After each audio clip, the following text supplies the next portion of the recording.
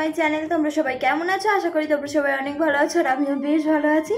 তো দেখলেই তো যে সকাল সকাল একদম মহাদেবের কাছ থেকে ঘুরে আসলাম। তো তারপরে বাড়ি চলে এসেছি, এবার বাড়ির টুকটুক করে কাজকর্মগুলো সারবো।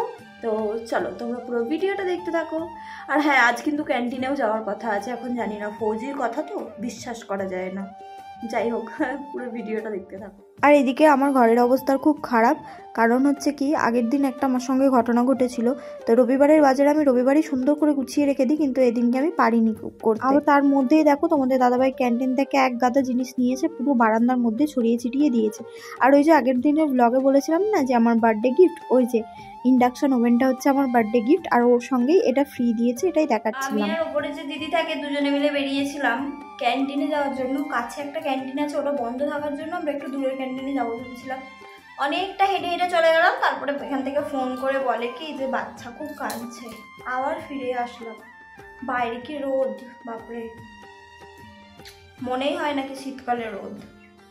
এদিকে তো তাড়াতাড়ি করে রান্না বান্না করে নিয়েছে। আর আমার সঙ্গে কি ঘটনা ঘটেছিল বলি এবার। জানো, হঠাৎ করেই না গা হাত পা লাল হয়ে ফুলে গিয়েছিল, আর প্রচণ্ড পরিমাণে চুলকাচ্ছিল, অ্যালার্জি হয়ে গিয়েছিল। কিছুই তো সেরকম খাইনি, অ্যালার্জি জাতীয় কোনো জিনিসও খাইনি। জানি না কোথার থেকে কি হয়ে গিয়েছিল, কিন্তু আমি খুব কষ্ট পেয়েছি সত্যি, রীতিমতো ছটফট করছিলাম। তারপরে তার ভিডিও বানাইনি, এটা আবার সন্ধেবেলা নিয়ে চলে এসেছি। দেখো, একটু আলুর দম করবো বলে। জানোই তো সোমবার দিনকে রাত্রিবেলা আর কি লুচি আলুর দম হয়, তো সেই জন্যই। তো এদিকে তোমাদেরকে গাছটা দেখাচ্ছিলাম, কত সুন্দর দেখতে লাগছে। মানে গাছগুলো নিয়ে এসে না আমার ঘরের শোটাই পাল্টে গেছে। আর এদিকে আজ তেল মেখে নিয়েছি, কারণ কাল করবো শ্যাম্পু। যদিও সোমবার দিনই করি শ্যাম্পুটা, কিন্তু আজ আর হয়ে ওঠেনি, যেহেতু সকালবেলা মন্দিরে গিয়েছিলাম। আর অত সকালবেলা তো শ্যাম্পু করাটা সম্ভব না, যেহেতু ভালো রকম শীত পড়ে গেছে। তাই আর কি মঙ্গলবার দিন শ্যাম্পুটা করে নেব। এদিকে রান্নাঘরে চলে এসেছি। তো হ্যাঁ, যেটা বলছিলাম, প্রচণ্ড পরিমাণে লাল হয়ে গিয়েছিল, চুলকাচ্ছিল। তোমাদের দাদাভাইয়ের একটা ওজি কালারের আমি গেঞ্জি পরেছিলাম, এর আগের দিন দেখেছিল, আগের দিনের ব্লগে। তো ওই গেঞ্জিটা পরেই হয়েছিল আমার মনে হয়। কারণ দেখো, আগের দিন ওপরে দিদি না একটু কুমড়ো ডাঁটা দিয়ে গিয়েছিল, ওটা কি দিয়ে করব ভেবে পাইনি। তাই দিদোকে মাকে জিজ্ঞাসা করার পর তারা বললো কি যে আলু দিয়ে বেগুন দিয়ে ওই ডাঁটাগুলো দিয়ে একটু তরকারি করলে ভালো লাগবে। তো দেখো, আমি বেগুন খেলাম, তাও কিন্তু আজ আমার কিছু হয়নি। যদিও আমি ভয়ে ভয়ে খেয়েছিলাম, জাস্ট দেখবো বলে কি যে আর অ্যালার্জি বেরোয় কিনা, মানে বলতে পারো নিজের সঙ্গে একটু এক্সপেরিমেন্ট করেছি। তো যাই হোক, ওদিকে দেখো ইন্ডাকশন ওভেনটা সেট করেছি, আর নিচে ওই থার্মোকলগুলো আমায় দিতে হয়েছে, তার কারণ তারটা মানে বোর্ড অব্দি পৌঁছাচ্ছিল না, সেই জন্য। তোমাদের দাদাভাই একটু বেরিয়েছে, প্রায় চলে আসার সময় হয়েই গেল।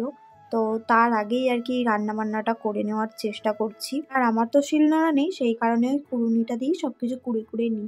আদাটা একটু কুড়তে অসুবিধা হয়, একটু গোটা গোটা থেকে যায়, বেশিক্ষণ কষাতে হয়। যতক্ষণ না আদাটা গলে যায় ততক্ষণ আমাকে আর কি ভালোভাবে কষাতে হয়। কিন্তু রসুন বলো, পেঁয়াজ বলো, জিনিসগুলো আবার ভালোভাবে মিহিভাবে জানো তো বাটা হয়ে যায় ওতে। এমনিতে তো দুটো লোকের রান্না অতটা কিছু অসুবিধে হয় না, কিন্তু যখনই একটু বেশি রান্না করতে হয় না, তখন একটু প্রবলেম হয়। বলতে হয় অনেকক্ষণ ধরে আর অনেকটা আদা বাটতে হয়, তো তখন একটু গোটা গোটা থেকে যায়। তখন আমার মনটা হয় যে কি জানি কিরকম রান্নাটা হবে না হবে, এটা একটু টেনশন হয় আর কি। আর আমার বার্থডে গিফটটা কেমন লাগলো সেটা কিন্তু অবশ্যই জানাবে। আগে না মনে হতো কি জানো তো, যে একটু সোনার গহনা গড়াবো বা কিছু করব, মানে অন্যরকম কিছু মনে হতো। কিন্তু যবে থেকে নিজের সংসার হয়েছে না, তবে থেকে মনে হয় কি সংসারের এই টুকিটাকি জিনিসগুলো টুকটুক করে কিনে নেবো একটু একটু করে। এই যে জিনিসগুলো আমি কিনছি, এগুলো আমি চেষ্টা করবো আমার পুরো কোয়ার্টার জীবনটা চালানোর জন্য। জানি চলবে না সব কিছুই, কিন্তু তবুও যতগুলো আর কি চলে। আর তাছাড়া ইন্ডাকশন ওভেনটা নিলাম, এটা তো খুবই আর কি আমার সাহায্য হবে যখন আমি বাড়িতে থাকবো। কারণ জানোই তো আমার ওপরে রান্নাঘর, আর ওই সন্ধেবেলা চা করার জন্য না আমাকে ওপরে ছুটতে হয়। তখন আর আমাকে সন্ধেবেলা চা করার জন্য ওপরে যেতে হবে না। আর দেখো, রাতের খাবার একদম রেডি হয়ে গেছে, লুচি আর আলুর দম। দুপুরের অল্প ভাতও ছিল, ওই দুজনে আর কি মিলিয়ে ঝুলিয়ে খেয়ে নিচ্ছি। প্রথমে কয়েকটা লুচি খেলাম, তারপরে আর কি ভাতগুলো খেয়ে নিই। তো খাওয়া দাওয়া করার পরেই শুয়ে পড়তাম। আগে আগে যখন বিয়ে হয়নি, তখন অত কিছু তো কাজ থাকতো না, খাওয়া হয়ে যেত, হাত ধুয়ে সোজা একদম বিছানায় চলে যেতাম। বিশেষ করে শীতকালে তো খাওয়ার পরে যে কখন ব্ল্যাঙ্কেটের নিচে ঢুকবো এই চিন্তা করতাম। মানে কোনো কোনো সময় তো যখন বেশি শীত পড়তো না, তখন মাকে বলতাম তুমি আমাকে বিছানাতেই খাবার দিয়ে যাও। আর যেহেতু রুটি খেতাম বা মুড়ি খেতাম, সেহেতু না ওই বিছানাতে খেলে তো কোনো প্রবলেম হতো না, কোনো কোনো টাইম খেয়েও নিতাম, মা খুব বকাবকি করতো। তো এখন না এই যে রাত্রিবেলা আর কি বাসন থালা বাসন মেজে সব কিছু পরিষ্কার পরিচ্ছন্ন করে শুতে শুতে মানে খাওয়ার পরেও আধ ঘন্টা পৌনে 1 ঘন্টা এই করতেই যে কোথা দিয়ে কেটে যায় তার কোনো ঠিক ঠিকানা পাওয়া যায় না। সত্যিই বিয়ের পর মেয়েদের জীবনটা কতটা বদলে যায়। আগে তো মানে শীতকাল হলেই না সকালবেলা তো ঘুম থেকে অনেক দেরি করে ওঠা, তারপর তাড়াতাড়ি খেয়ে টেয়ে হাত ধুয়ে একদম লেপের তলায় ঢুকে যাওয়া, এই জিনিসগুলো তো করতাম। কিন্তু এখন দেখো সকালবেলা ঘুম থেকে উঠে বাসি জামা কাপড় ছেড়ে হাত পা মুখ ধুয়ে ব্রেকফাস্ট বানাতে হয়। তো এই আর কি ব্যাপার, মানে সব মেয়ের জীবনই আর কি চেঞ্জ হতে থাকে। বিয়ের পর তো পুরোটাই আলাদা হয়ে যায় আর কি। এখন দেখো চলে এসেছে এই ডাইনিং টেবিলটাকে একটুখানি ঠিকঠাক করে সেট করে নিতে, সব কিছুই করে নেবো। যেহেতু আমার গ্রাউন্ড ফ্লোর না, সেই কারণে কি বলো তো আমাকে না সবটা ঠিকঠাক করে একদম ভালোভাবেই গুছিয়ে শুতে হয়। আর ওই দরজার নিচটা একটুখানি ফাঁকা হয়, ওখান দিয়ে আরশোলা টিকটিকি এই সব কিছু ঢুকে যায়। কিন্তু গ্রুপে না কয়েকদিন আগে দেখেছিলাম যে একজনের ঘরের মধ্যে ওরকম সাপ ঢুকে গিয়েছিল, সেই কারণে তারপর থেকে এই কুর্তিটা আমার ছিঁড়ে গেছে। তো এইটাকেই আর কি প্রত্যেক দিন শোয়ার সময়, এটা আমার ডেলি রুটিন বলতে পারো, প্রত্যেক দিন শোয়ার সময় এই দরজার ফাঁকাটায় দিয়ে দিতে হয়। আর ওদিকে তোমাদের দাদাভাই দেখো ঘরে ঢুকেছে কিন্তু মেন গেটটাকে দেয়নি।